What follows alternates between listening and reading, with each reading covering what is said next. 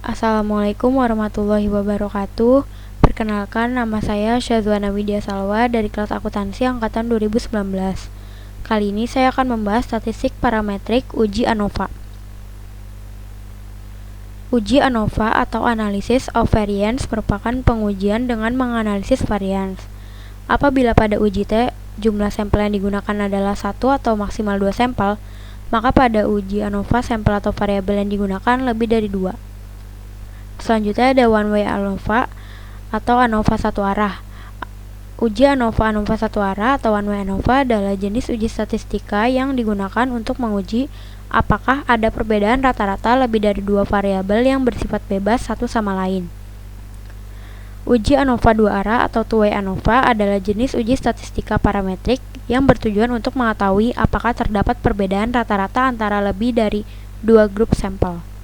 Berbeda dengan uji one way ANOVA yang analisisnya hanya berlangsung satu arah yaitu antar perlakuan, maka pada uji two way ANOVA arah analisisnya berlangsung dua arah, yaitu antar perlakuan dan antar kelompok. Selanjutnya ada one way ANOVA. Contoh kasus, mahasiswa FKIRC angkatan 2018 ingin melakukan pengujian efek dari 3 macam merek obat penurunan tekanan darah terhadap 3 kelompok pasien. Sebuah penelitian dilakukan dengan mengambil sampel pasien yang dikelompokkan menjadi 3 sesuai dengan merek obat yang diminum. Yang pertama itu, ada kelompok pasien 1 peminum obat merek X, kedua, kelompok pasien 2 meminum obat merek Y, dan yang terakhir, kelompok pasien 3 peminum obat merek Z. Selanjutnya, menguji kesamaan varian atau uji homogenitas pada tabel test homogeneity of variance. Pada tabel test of homogeneity of variance di atas ditunjukkan untuk melakukan uji kesamaan homogen. Hal ini menjadi salah satu syarat untuk melakukan uji ANOVA satu arah apabila data mempunyai varian yang sama atau homogen. Pengujian ini dilakukan dengan membandingkan nilai signifikasi pada nilai sig dengan nilai signifikasi yang digunakan SPSS secara default menggunakan nilai signifikasi 0,05.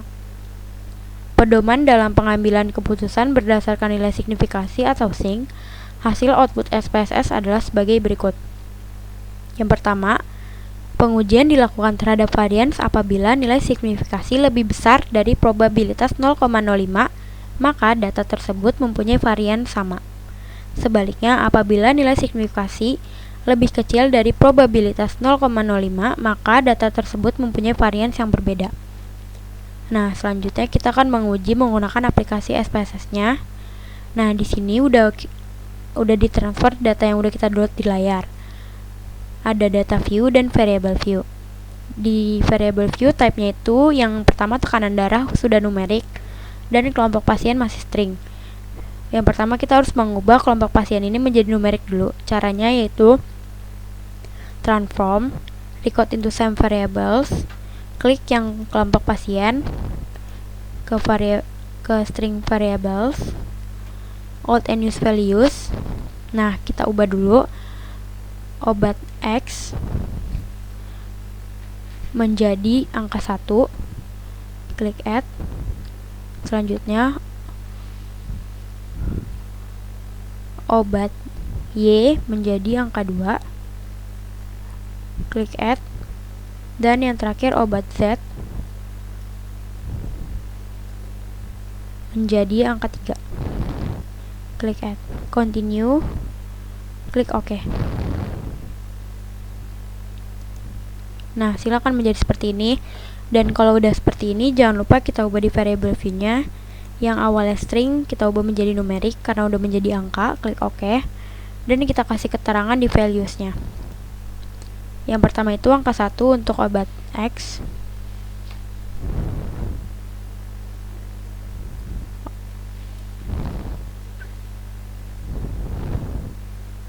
Add. Yang kedua ada obat Y.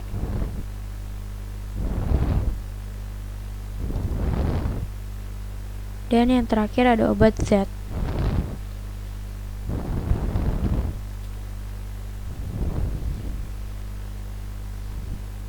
Oke. Nah, kalau udah, kita langsung menguji one way ANOVA-nya. Klik analyze, compare means, one way ANOVA. yang tekanan darah kita masukin ke dependent list, dan kelompok pasien kita masukin ke vektor. Selanjutnya kita klik yang option, kita pilih yang deskriptif dan homogeneity of variances, continue, dan jangan lupa kita ke yang posoknya juga. Kita pilih yang Bumferoni dan Tukey. Nanti saya akan menjelaskan apa itu posoknya itu. Nah, di sini udah tertera significance levelnya itu 0,05, continue, klik OK. Nah, tampilan outputnya akan seperti ini. Yang pertama itu ada tekanan darah deskriptif, ada obat X, obat Y, dan obat Z. Di sini tertera banyaknya itu ada berapa. Obat X ada 7, obat Y ada 7, dan obat Z ada 7. Totalnya itu ada 21 pasien. Yang pertama ada obat X. Nilai rata-ratanya itu 125,00, nilai minimum tekanan darahnya itu 110, dan maksimum tekanan darahnya itu ada 140. Selanjutnya ada obat X. Nilai rata-ratanya dari tekanan darah itu 125,00, minimum tekanan darahnya itu ada 105, dan maksimum tekanan darahnya itu 140. Dan yang terakhir ada obat Z. Rata-rata dari tekanan darahnya itu 152,14, minimum tekanan darahnya itu 130, dan maksimum tekanan darahnya itu 135. Selanjutnya ada test of homogeneity of variance. Di sini ada level statistik 0,352. Degree of freedom 1-nya itu 2, degree of freedom 2-nya itu 18, dan sigma itu 0,709. Itu artinya dia lebih besar dari nilai probabilitasnya itu 0,05 atau data memiliki varians yang sama. Nah, jadi kesimpulannya itu varians dari ketiga kelompok pasien dengan tekanan darah tinggi tersebut memiliki varian yang sama atau homogen. Nah, selanjutnya ada hipotesis dan kriterianya. Hipotesis H0 sama dengan rata-rata tekanan darah orang peminum obat A, obat B, dan obat C adalah sama. Namun tadi kita gantinya itu X, Y, dan Z ya. HA rata-rata tekanan darah orang peminum obat X, obat Y, dan obat Z adalah tidak sama atau ada perbedaan. Pada ANOVA, syarat agar diterima atau tidak adalah sebagai berikut. Nih, kriterianya itu kalau sigma itu lebih besar dari 0,05, maka H0 diterima dan H ditolak. Namun apabila sigma itu lebih kecil dari 0,05, maka H0 ditolak dan H diterima. Nah, kita balik lagi ke outputnya. Di sini ada tekanan darah ANOVA-nya, ada between groups dan within groups. Ini degree of freedom-nya itu untuk between groups itu 2, dan untuk within groups itu 18. F hitungnya itu sama dengan 10,005 dan sigma itu 0,01. Untuk sigma itu 0,01 itu artinya kurang dari 0,5. Dari 0,05 itu nilai probabilitasnya, atau H0 ditolak dan H diterima. Jadi keputusan yang bisa diambil itu dengan hipotesis yang HA tadi itu, yaitu ketiga varians memiliki rata-rata tekanan darah yang berbeda atau tidak sama. Jadi ketiga obat X dan obat Y dan obat Z itu masing-masingnya memberikan efek yang berbeda juga. Nah, untuk F hitungnya di sini ada penjelasannya. Uji F table dan F hitung selain membandingkan antara nilai signifikan atau sig dengan probabilitas 0,05, ada cara lain yang dapat dilakukan untuk pengujian hipotesis, yaitu dengan membandingkan antara nilai F hitung dengan nilai F table. Pedoman dalam pengambilan keputusan adalah sebagai berikut. Jika nilai F hitung lebih kecil dari F table, maka H0 diterima dan H ditolak.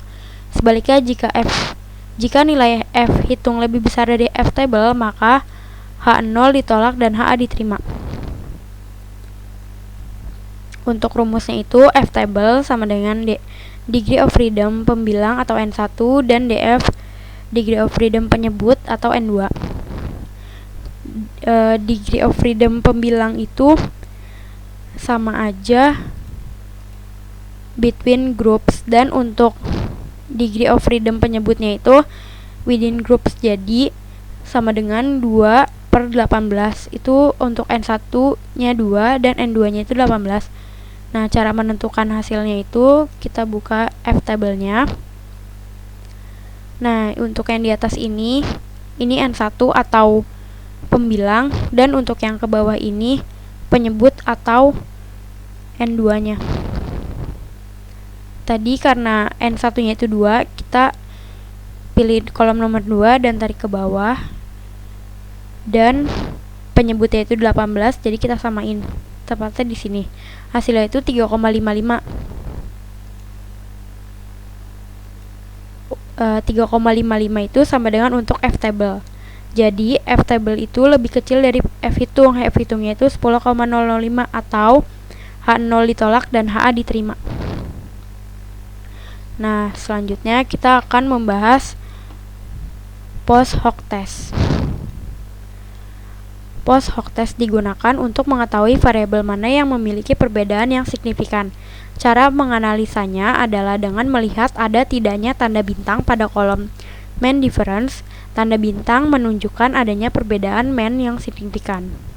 Kita balik lagi ke output. Ini adalah post hoc testnya. Ada Tukey HSD dan Bonferroni.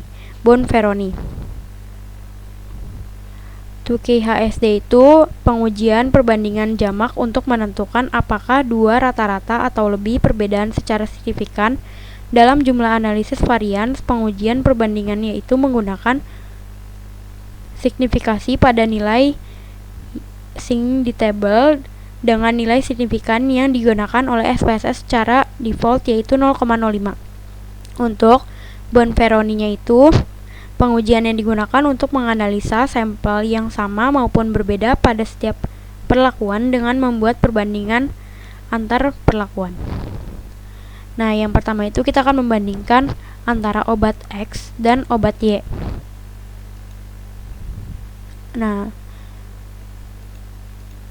untuk nilai rata-ratanya antara obat X dan obat Y itu 0,000 dan sig-nya itu 1,000, yang artinya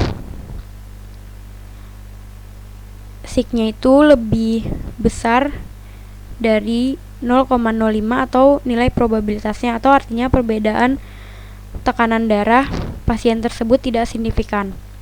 Selanjutnya kita akan membandingkan perbedaan antara obat X dan obat Z.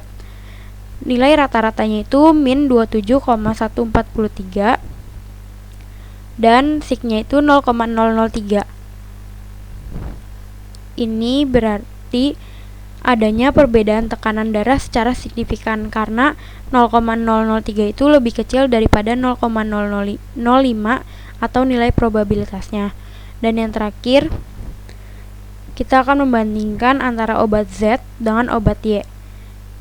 Nilai rata-ratanya itu 27,143 dan sig-nya itu 0,003.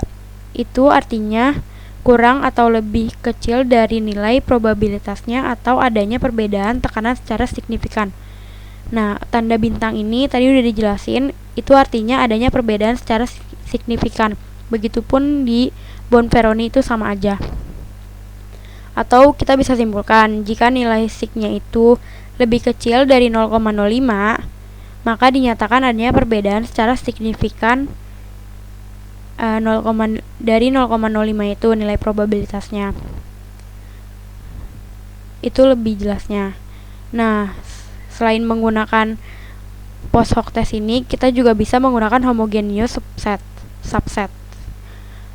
Untuk membandingkannya, kelompok kita juga bisa menggunakan homogeneous subsetnya ini dengan melihat ini subset for alpha-nya itu 0,05 atau seperti tadi nilai probabilitasnya. Dan di sini ada kolom 1 dan 2. N itu jumlah banyaknya pasien sesuai obatnya. Nah, obat X ada 7, obat Y ada 7, obat Z juga ada 7. Dengan melihat subset for alpha-nya ini ke kolom 1 itu ada obat X dan obat Y yang menunjukkan bahwa tidak ada perbedaan yang signifikan. Dan untuk di kolom 2 itu hanya ada obat Z yang memiliki rata-rata 152 dan 152,14. Jadi dapat disimpulkan kalau misalkan yang obat X dan Y itu tidak ada perbedaan yang signifikan, sedangkan yang Z itu ada perbedaan yang signifikan. Nah, kurang lebihnya untuk statistik parametrik uji ANOVA seperti itu. Kurang lebihnya mohon maaf. Wassalamualaikum warahmatullahi wabarakatuh.